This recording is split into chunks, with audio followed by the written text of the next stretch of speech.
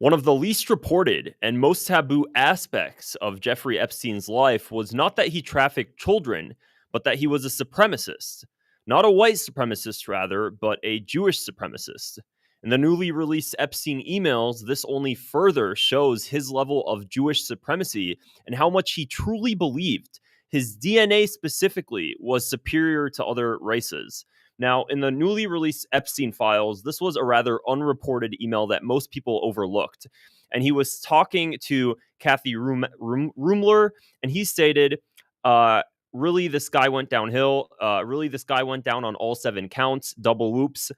And she responds by saying, the governor is not Jewish. Of course, he would not have been so stupid. Correct. One time, maybe twice, no way. This just goes to show that Jeffrey Epstein believed that Jews were superior and that they couldn't be so stupid to do certain things that others could do. Now, it goes on a lot further than this. Jeffrey Epstein truly believed that his DNA specifically was so superior that he wanted to house a baby-making ranch in Mexico where he would impregnate 20 women at a time because he felt that he needed to seed the humanity with his DNA. This article was posted in the New York Times. Jeffrey Epstein hoped to seed human race with his DNA, shockingly. And the article goes on and says that Jeffrey Epstein, the wealthy financier, hoped to seed the human race with his DNA by impregnating women at his vast New Mexico ranch, rather. Mr. Epstein over the years confided to scientists and others about his scheme, according to 4 people familiar with his thinking, although there is no evidence that it ever came to fruition.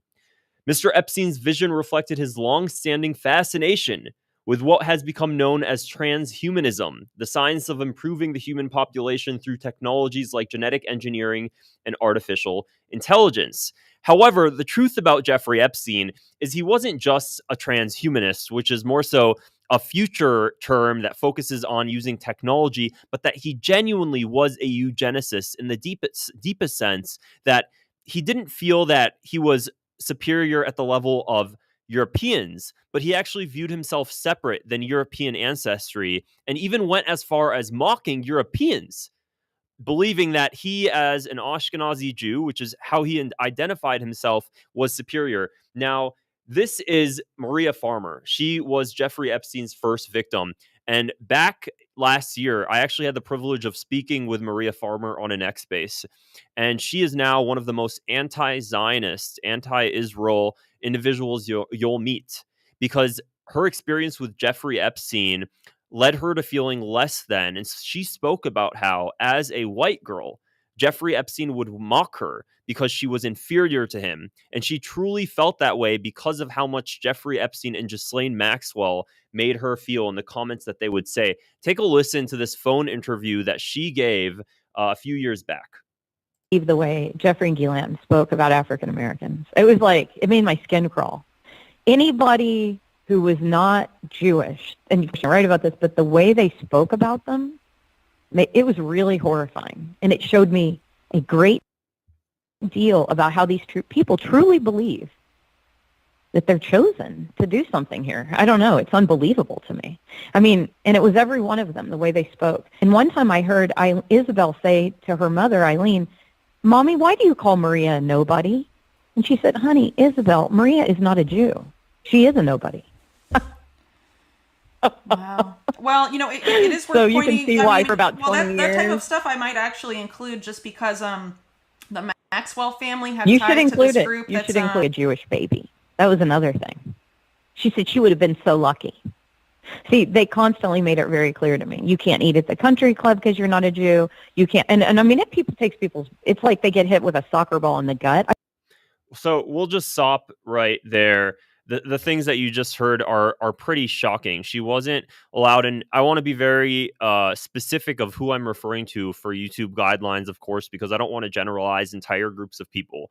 I'm specifically talking here about Jeffrey Epstein and the individuals that Jeffrey Epstein was closely related to. I'm not generalizing, but here is a case where Jeffrey Epstein had supremacist ideology, and that affected his victim so deeply that she would talk about how she wasn't allowed to go to country clubs because she's not a Jew.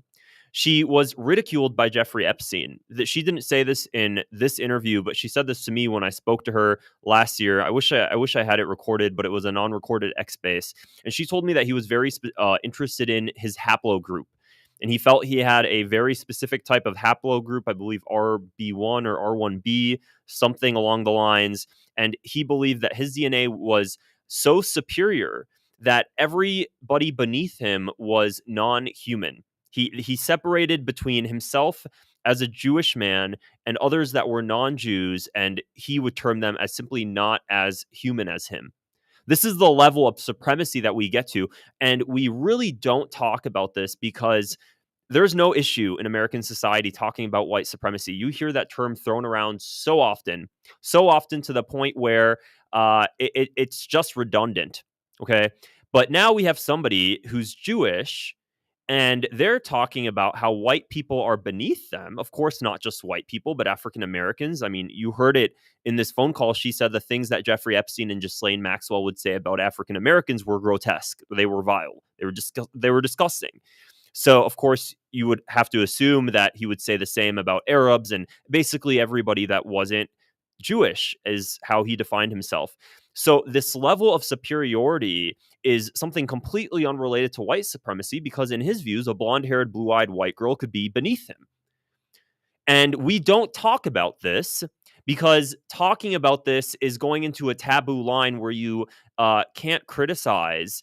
You can't criticize somebody like Jeffrey Epstein being Jewish because of the backlash that you'll receive with media headlines. And that's exactly what happened to her. Alan Dershowitz responded back, and the key witness in Epstein case made anti-Semitic claims. This is how they went after her. They called her an anti-Semite. This is Epstein's first victim. And she's being called an anti-Semite for sharing her feelings and sharing her experiences. She was abused by Jeffrey Epstein and Ghislaine Maxwell. And now, because she's being abused and simply sharing what the guy is saying, she's being accused of being anti-Semitic. So the central witness in Jeffrey Epstein's investigation, the 50-year-old woman named Maria Farmer, of course, when she was abused by Jeffrey Epstein, she was a lot younger. And it says it now turns out that she may have been motivated by anti-Semitic attitudes she long harbored to falsely accuse prominent Jews of sexual misconduct. There is some of the bigotry Maria Farmer spewed during a record 2-hour interview, the clips of which I just showed you, where she would say they think Jewish DNA is better than the rest of us. This is a quote she's giving that people like Jeffrey Epstein would say, that she noticed he would consistently talk about how his Jewish DNA is superior, but now she's receiving backlash and being called an anti-Semite for just simply stating what others are saying. All the Jewish people that Jeffrey Epstein would introduce me to, she wouldn't be allowed to go to the country club. She wouldn't be allowed to associate herself with them because they, Jeffrey Epstein's confidants, his close circle, felt that they were superior. She stated that Jeffrey Epstein and others were all connected to a mysterious organization called Mega. Now, Mega Group is something, if you scroll down my feed, you'll be able to find a video I made on the Mega Group.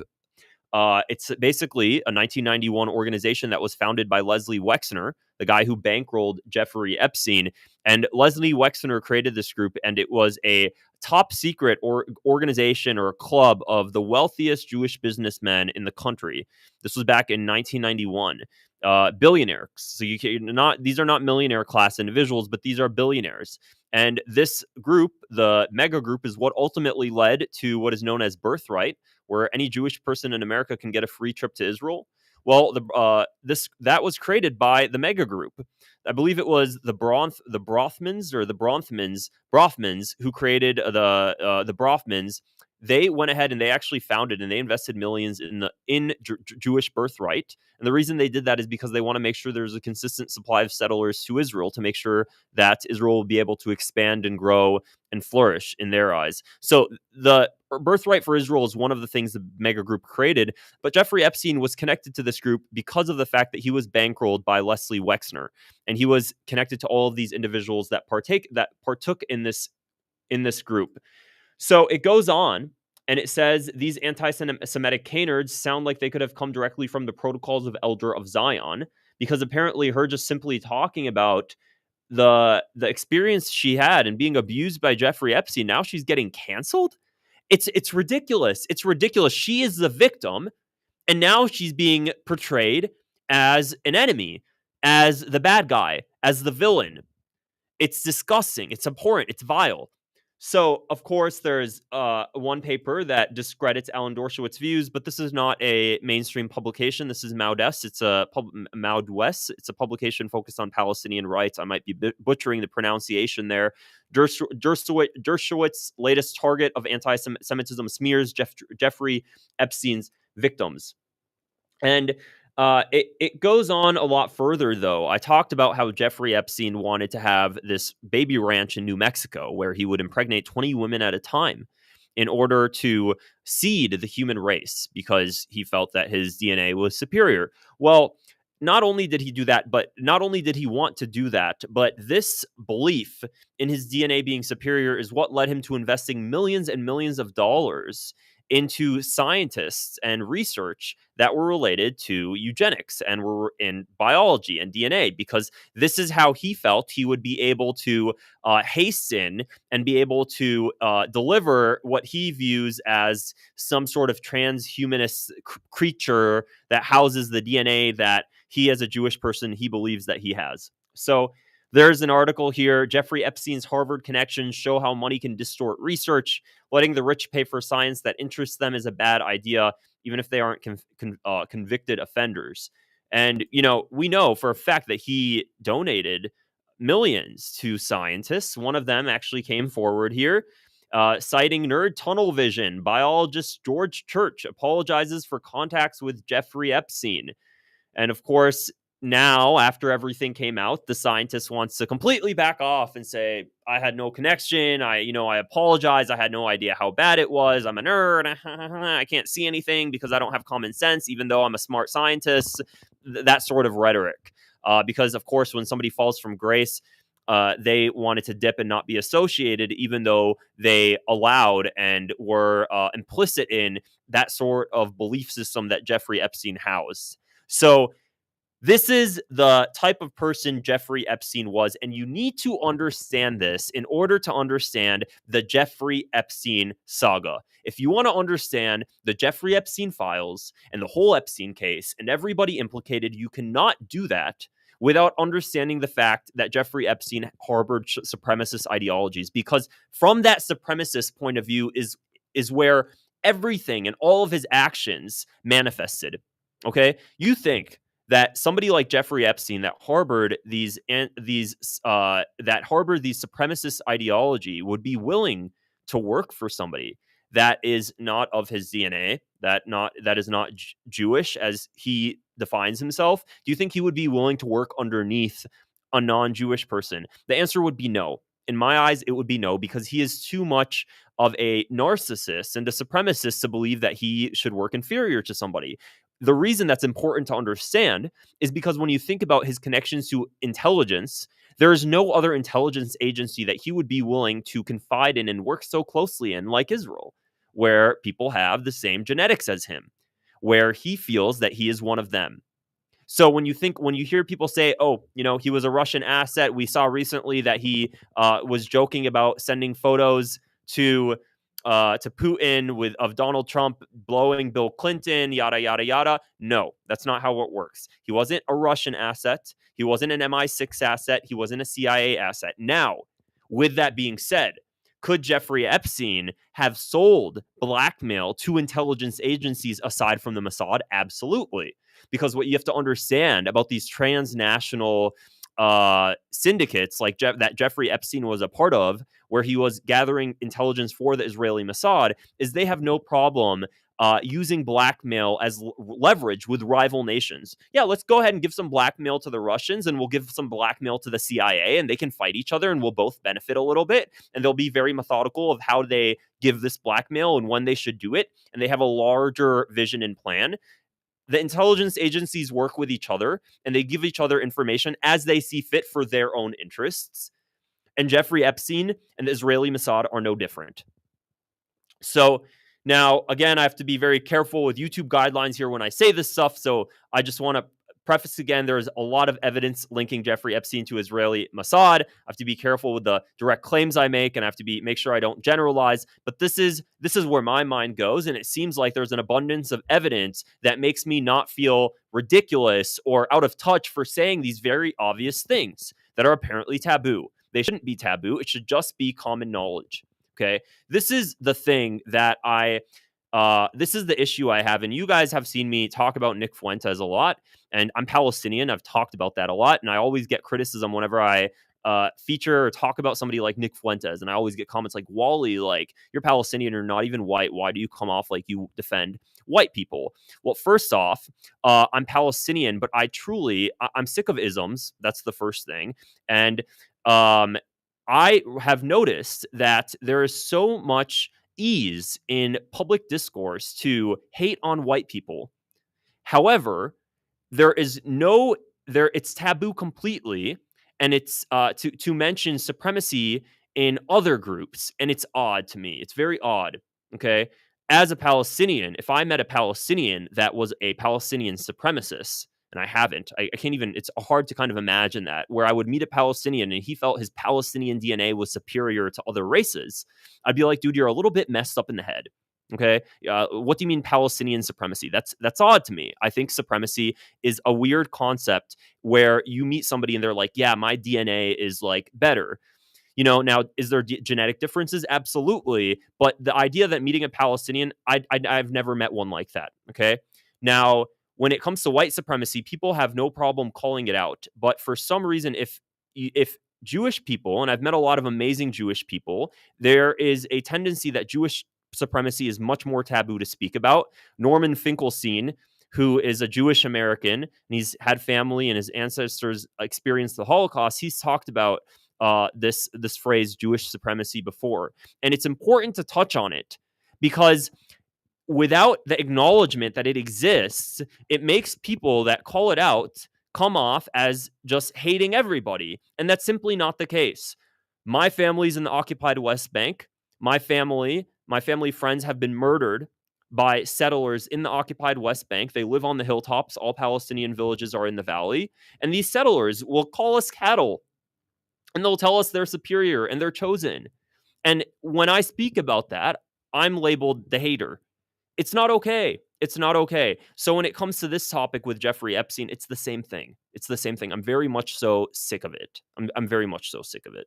So that's really the main things I wanted to talk about with this video. I'm going to go through some of the comments here and read what you guys have to say. Let's see here. Norm Finkelstein calls it out. Yup, absolutely. Trump is obsessed with genes too. Didn't he need to have a mirror in his mansion? He needed to seriously self-reflect upon his image and intellect to realize the hideous reality. So that's really, thanks for all the comments, guys. Thank you so much, Truth Beyond Mind, for the support. Thank you, Wally Rashid, for all the humanity. You're awesome. So that's really everything I wanted to say for this video. Jeffrey Epstein's supremacist ideology permeates in everything he did and all of his actions, especially when it came to the trafficking of these children and why he felt like he was superior and he was above everybody else in order to do that. So if you found this video interesting, go ahead and click the subscribe button below. I'd really appreciate the support. Also, some super chats and gifts help me be able to make more of these videos for you guys. Otherwise, I will see you guys in the next video. Take care. Bye.